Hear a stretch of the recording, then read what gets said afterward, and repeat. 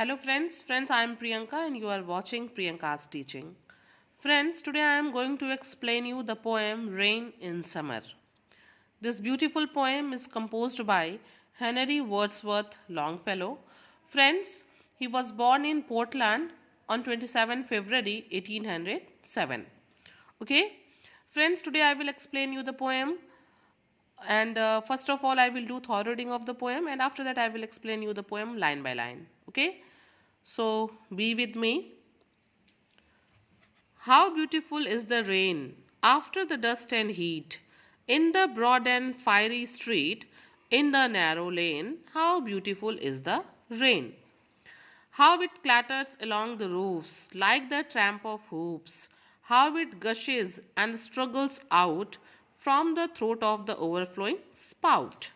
Across the window pane it pours and pours, and swift and wide, with a muddy tide, like a river down the gutter, roars the rain, the welcome rain.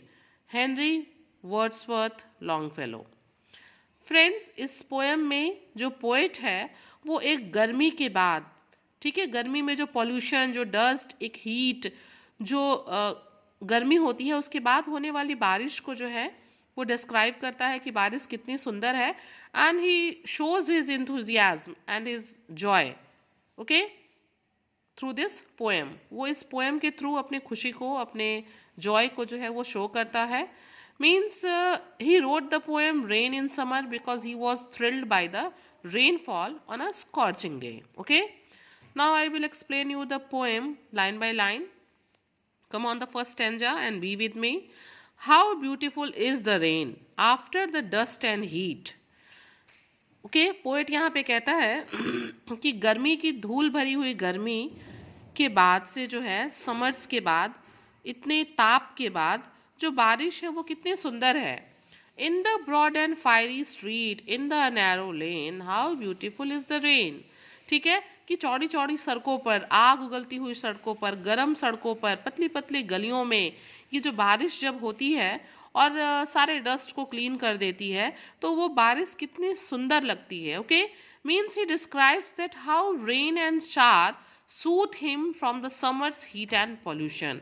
कि कैसे जो ये बारिश है उसको कितना सुकून देती है गर्मी के मौसम के उस पॉल्यूशन के बाद, उस हीट के बाद. Okay, come on the second stanza.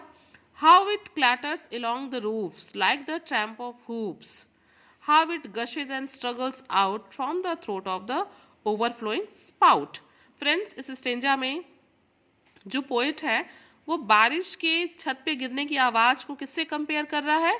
वो कंपेयर कर रहा है हॉर्स के हूफ से. मीन्स वो कहता है कि ये बारिश की बूंदें जब छत पे गिरती हैं तो उसकी जो आवाज़ होती है वो बिल्कुल कैसी है? ट्रैम्प ऑफ हूफ्स, घोड़े के चलने के जैसी उसकी आवाज़ है.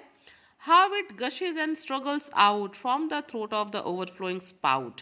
कहता है कि जैसे छोटी छोटी बारिश की बूंदें जब बहुत बड़ी हो जाती हैं, बहुत भारी हो जाती हैं बादलों में, तभी तो वो बारिश बन के नीचे आती हैं ना.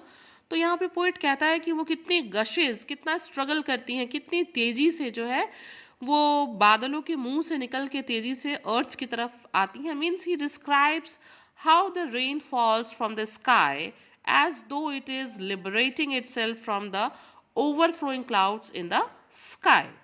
Now come on the last stanza. Across the window pane it pours and pours. Poet यहाँ पे कहता है कि विंडो पेन से होते हुए ये जो बारिश है वो बहुत तेज़ी से बारिश जो है उस तरफ हो रही है, विंडो पैन से होते हुए नीचे गिर रही है. And swift and wide with a muddy tide. ये बारिश जो है बहुत तेज है, बहुत ही तेज धारा में है, इसकी वेव्स बहुत स्विफ्ट है. विद अ मडी टाइड, धूल वाला, ये कीचड़ वाला पानी जो है इतनी तेजी से गटर में जा रहा है, उसकी आवाज़ ऐसे रोर कर रही है. पानी की एक ऐसी आवाज़ है और देखने में बिल्कुल ये कैसी लग रही है? बिल्कुल नदी की तरह लग रही है. मीन्स कि it almost resembles a turbulent river. Okay, the poet is ecstatic about the rain and greets it with welcoming arms. वो क्या करता है? वो अपने हाथ को फैला के वो क्या करता है? इस बारिश को वेलकम करता है. It means friends the poet is very happy after the summer.